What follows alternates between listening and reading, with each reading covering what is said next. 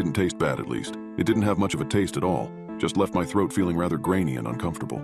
I was to do this until I became pregnant. It wasn't hard to drag my husband into bed. I didn't tell him what I was doing, but it wasn't much of his business anyway. When I skipped a period, I knew I was pregnant. I'd stocked up on pregnancy tests beforehand, and I took 2 to confirm. When my husband got home from work, I showed him the test with a hopeful smile. Maybe this time, babe. His smile didn't have much hope, but he kissed my forehead. He knew I was happy. He didn't know that this time I had a secret weapon. Now that I was confirmed to be pregnant, I had to up my dosage of the Zand. 2 teaspoons, 1 in the morning, 1 at night, taken with water.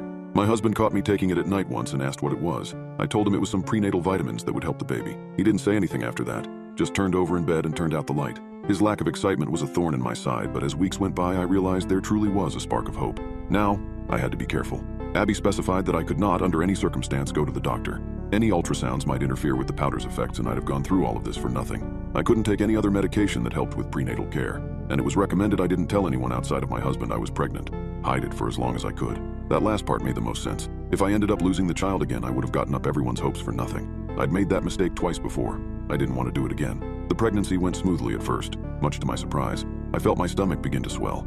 I started wearing baggier shirts just to be sure no one asked too many questions. My husband would carefully phrase questions about how my pregnancy was going, to see if I'd lost the baby yet and just hadn't told him. I didn't expect anything to be wrong until I woke up and I was in the worst pain of my life. My tired brain initially thought I was on my period until I remembered I was pregnant. Then I realized I was losing the baby. I stumbled into the bathroom, shutting the door behind me and twisting the lock. My heart sunk. I was losing the baby again. I went over and over in my mind what had I done wrong. Had I missed a dose? Had I accidentally taken too much or too little? I stumbled into the bathtub and laid down, digging my fingers into the sides and doing my best not to cry out as spasms of pain ripped through my body.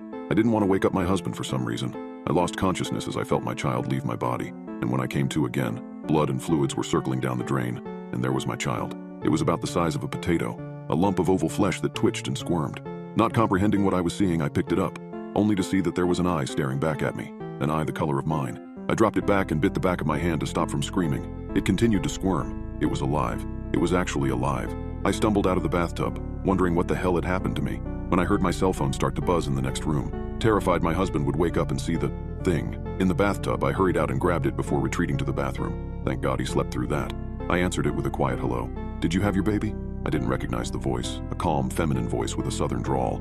But other than my husband, only one person knew I was pregnant. "Abby?" I asked. "Yeah, it's me. Listen to me, did you have the baby?" I looked in the tub at the squirming lump of flesh. "Yes. What is it, Abby? It doesn't look like a..."